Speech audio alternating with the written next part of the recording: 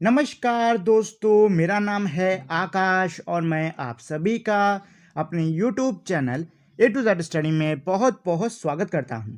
और आज की वीडियो में मैं आपको पढ़ाऊंगा क्लास 6th मैथ में चैप्टर नंबर 10 मेंसुरेशन की एक्सरसाइज 10.3 का क्वेश्चन नंबर 6, 7, 8 और 9। तो चलिए समय बर्बाद नहीं करते हैं, सीधे हम लोग इन क्वेश्चंस को लगाना शुरू करते हैं। तो क्वेश्चन नंबर 6 ये कह रहा है आ table top measures 2 metre by 1 metre 50 centimetre, what is its area in square metres. देखो, ये जो क्वेश्चन है ना मेरा बहुत ही ज़्यादा इजी है। बस एक छोटा सा पॉइंट है जो कि आपको दिमाग में रखना है और बाकी सब आसानी से हो जाएगा। क्या कह रहा है कि एक टेबल टॉप यानी टेबल के ऊपर का हिस्सा है, उसकी मेजरमेंट दे रखी है 2 मीटर्स, ये लेंथ यानी कि लंबाई मान लो, और ब्रेथ मान लो इसकी आप 1 मीटर 50 सेंटीमीटर। ठीक, अब क्वेश्चन ये कह रहा है कि बताओ इसका एरिया यानी कि इसका क्षेत्र क्या होगा। बस आपको एक चीज ध्यान देनी है कि इस क्वेश्चन के अंदर ये जो आपसे एरिया निकालने को कह रहे हैं वो एरिया आपका स्क्वायर मीटर्स में होना चाहिए। स्क्वायर मीटर्स क्या होता है, ये इसको हम लोग स्क्वायर मीटर्स कहते हैं। और ये कब निकलता है, जब हम लोग 2 मीटर्स को आपस में मल्टीप्लाई करते हैं।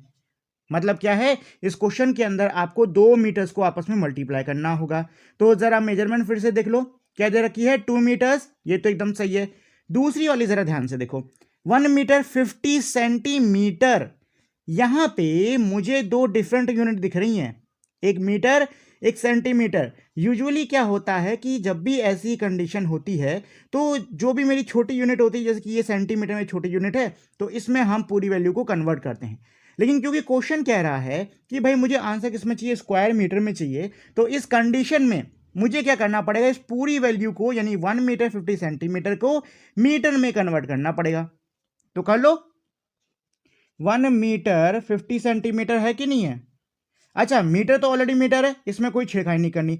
हमको किसको बदलना है, सेंटीमीटर को बदलना है। तो बदलने का तरीका आपको पता है, 50 अपॉन में 100 करते हैं, एक दो यहां पे डेसिमल आ जाएगा और इसमें जोड़ दो, तो मेरा फाइनल आंसर क्या आएगा, फाइनल आंसर आएगा 1.50 मीटर। इसको आप 1.5 मीटर भी कह सकते हो। ठीक, चलो अब सॉल्व कर लेते हैं। दोनों मीटर बन गया, अब सॉल्व कर लो, आंसर मेरा मीटर में ही आएगा। तो मुझे एरिया निकालना ना, निकाल लो एरिया, ये आएगा, ये area of table top formula क्या है, L इंटू बी यानी length into breadth. Length 2 metre हो जाएगी और ब्रेथ ले लेते हैं हम लोग ये वाली 1.5 मीटर्स।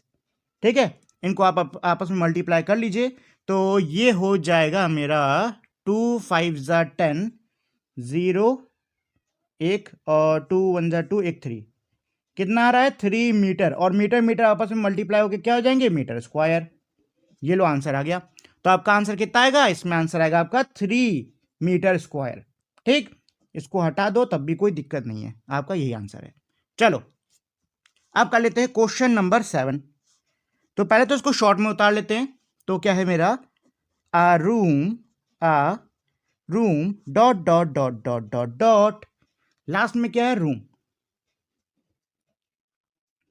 चलो अब समझ लेते हैं कि क्वेश्चन नंबर 7 मेरा कह क्या रहा है। तो देखिए, क्वेश्चन 7 कह रहा है A room is 4 meter long and 3 meter 50 centimeter wide. How many square meter of carpet is needed to cover the floor of the room? क्या कह रहा है, एक कमरा है जो कि मेरा 4 मीटर लंबा है, 3 मीटर 50 सेंटीमीटर चौड़ा है। आपको बताना होगा कि मुझे कितना लंबा कारपेट चाहिए होगा। कारपेट यानी कि जो कालीन होता है उसको कारपेट कहते हैं। तो कह रहा है कि मुझे कितना लंबा कारपेट चाहिए होगा पूरे रूम के फ्लोर यानी रूम की जमीन को कवर करने के लिए। ठीक है, अच्छा एक और चीज, ये क्वेश्चन के अंदर भी मेरे जो वैल्यूज हैं वो डिफरेंट डिफरेंट हैं। जैसे कि लंबाई दे रखी है 4 मीटर और चौड़ाई दे रखी है 3 मीटर 50 सेंटीमीटर। तो इसको भी आप किस में कर लो, मीटर में कन्वर्ट कर लो, क्योंकि क्वेश्चन ये कह रहा है हाउ मैनी स्क्वायर मीटर्स पूछ रहा है ये। ठीक, तो सेम चीज जो कि हमने ऊपर करी थी इसमें भी कर लेते हैं। तो कितना है, 3 मीटर 50 सेंटीमीटर। इसको आप 100 से अगर डिवाइड करते हो तो 1 2 यहाँ डेसिमल आ जाएगा, मतलब आंसर आएगा आपका 3.5 मीटर्स। ठीक है, ये इसकी क्या हो गई है, विथ हो गई, यानी कि इसकी ब्रेथ निकल आई है। चलो जी अब निकाल लेते हैं area of room, area of room, ठीक है। तो एरिया ऑफ रूम निकाल लो, क्या होता है L इंटू बी। अच्छा एक और चीज, हम इस क्वेश्चन में एरिया ही क्यों निकाल रहे हैं? एरिया इसलिए निकाल रहे हैं क्योंकि देखो, अगर ये मान लो मेरा रूम है, तो जो कारपेट है क्या वो यहाँ अंदर ऐसे बिछेगा नहीं बिछेगा? बिछेगा ना। मतलब ये कि अगर मुझे इसके अंदर का एरिया यानी कि क्षेत्र पता होगा तो क्या मैं पता कर सकता हूं कि मुझे कितना कारपेट लगेगा? कर सकता हूं ना। तो चलो बस निकाल लो।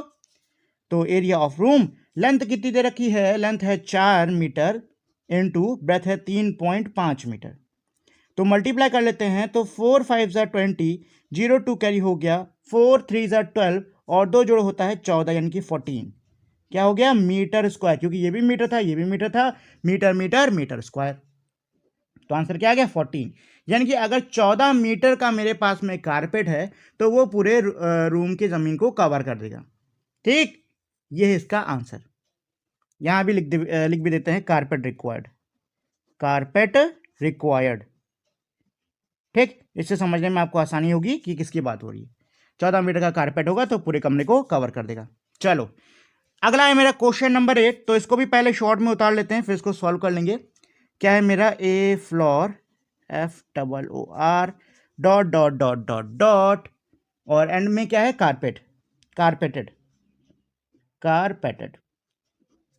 चलो समझ लेते कि क्वेश्चन नंबर 8 क्या कह रहा है।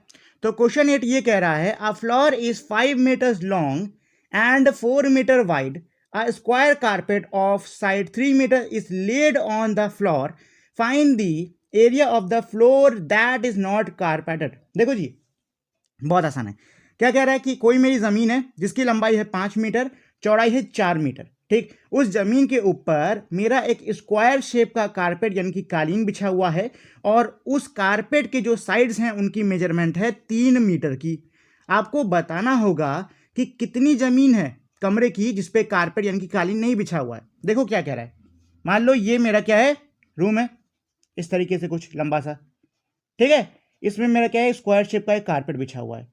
अब क्वेश्चन ये पूछ रहा है कि भाई जिस जमीन पे मेरा, ये वाली छूटी हुई जमीन, जिस जमीन पे मेरा कारपेट नहीं बिछा है वो कितनी है? ठीक, मतलब ये है कि अगर आपको इस पूरे का एरिया पता है और अगर आप इस पूरे के एरिया में से इतना एरिया घटा देते हो तो मेरा यही तो बचे कि नहीं बचेगा? मेरा यही हिस्सा, बाहर वाला हिस्सा बचे कि नहीं बचेगा? ये वाला बचेगा ना। बस यही मुझे करना है। चलो निकाल लेते हैं। तो पहले काम करते हैं, जो वो है क्या बोलते हैं जमीन, उसका एरिया निकाल लेते हैं, फिर कारपेट का निकाल लेंगे, फिर दोनों को माइनस कर लेंगे। तो चलो पहले निकाल लेते हैं area of floor. Solution, area of floor, area of floor equals to, formula वही L इंटू बी, क्योंकि भाई रेक्टेंगल है ना। सॉल्व कर लो। लंबाई कितनी दे रखी है? 5 मीटर की, चौड़ाई दे रखी है 4 मीटर की। तो 5 4 कितना होता है? 5 4 जा 20 मीटर स्क्वायर। ये किसका आ गया? जमीन का एरिया। चलो अब एरिया ऑफ कारपेट निकाल लेते हैं। तो area of carpet, area of carpet, वैसे आप लोग यहां पे चाहो तो स्क्वायर कारपेट लिख सकते हो, ठीक है। चलो तो स्क्वायर शेप का है कि नहीं? क्वेश्चन में दिया हुआ है, ये चीज मैं नहीं बोल रहा हूं, ये क्वेश्चन में दिया हुआ है कि जो कारपेट है वो स्क्वायर है। रुको मैं लिख देता हूं, स्क्वायर, नहीं तो ऐसे कंफ्यूजन हो जाएगी। Square carpet. अच्छा, एरिया ऑफ स्क्वायर का फॉर्मूला क्या होता है? Side into side, side into side. Multiply कर दीजिए, क्वेश्चन में साइड कितनी दे रखी है? 3 मीटर्स, तो 3 इंटू 3 हो जाएगा, 3 3 जा 9 मीटर स्क्वायर। ठीक, मतलब जमीन का मेरा एरिया है इतना, कारपेट का एरिया है इतना, मुझे बची हुई जमीन निकालनी, तो दोनों को क्या कर दूंगा? माइनस कर दूंगा। ठीक है, तो चलो कर लेते हैं। The area of the floor, the area of the floor that is not carpeted, that is not carpeted, carpeted, ठीक है, इक्वल्स टू क्या करेंगे हम? 20 माइनस 9, तो घटा दोगे तो कितना आ जाएगा? 11 मीटर। ठीक, ये हो गया इसका आंसर। कितना आ रहा है? 11 मीटर स्क्वायर। यानी कि 11 मीटर स्क्वायर मेरी ऐसी जमीन है जिसपे मेरा कारपेट नहीं बिछा हुआ है। चलो जी, ये हो गया क्वेश्चन नंबर 8। अब लास्ट है मेरा क्वेश्चन नंबर 9, इसको कर लेते हैं। तो पहले तो इसको शॉर्ट में उतार लेते हैं। तो क्या है? 5 dot dot dot dot dot, आखिरी में है लैंड।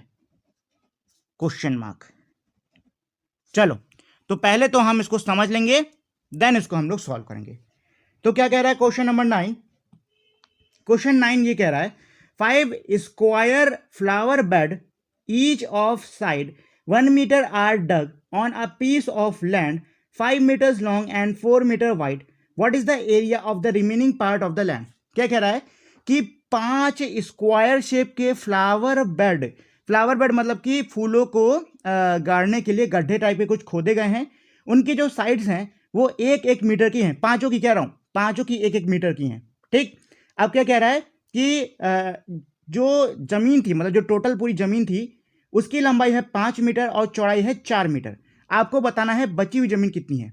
देखो ऐसे समझ लो, ये मेरी कोई जमीन है रेक्टेंगल शेप की, ठीक है, क्या है, मेरी रेक्टेंगल शेप की जमीन है और इसकी मेजरमेंट दे रखी है, मेरी लंबाई 5 है, मतलब जो लेंथ है मेरी लंबाई 5 है और चौड़ाई कितनी है 4, इतनी दे रखी है। अब कह रहा है कि मैंने इसी जमीन के अंदर क्या किए हैं, 5 स्क्वायर शेप के गड्ढे कर दिए फूल लगाने के लिए। ठीक, आपको बताएं जो बची हुई जमीन है इसका कितना एरिया है। तो सीधी सी बात है, अगर आप इस पूरे का एरिया निकाल लेते हो और इन पांचों का एरिया निकाल लेते हो और इसको निकाल के आप इस पूरे से क्या कर देते हो, माइनस कर देते हो, तो मुझे बची हुई जमीन मिल जाएगी, नहीं मिल जाएगी? मिल जाएगी ना। तो चलो निकाल लेते हैं। तो एक काम करते हैं, पहले हम लोग एक स्क्वायर बेड का निकाल लेंगे, उसको 5 से मल्टीप्लाई कर देंगे तो मेरे 5 स्क्वायर बेड का एरिया निकल आएगा, क्योंकि भाई पांचों सेम उसके हैं ना मेजरमेंट के। चलो सॉल्व कर लेते हैं। तो निकाल लो area of one flower bed, of one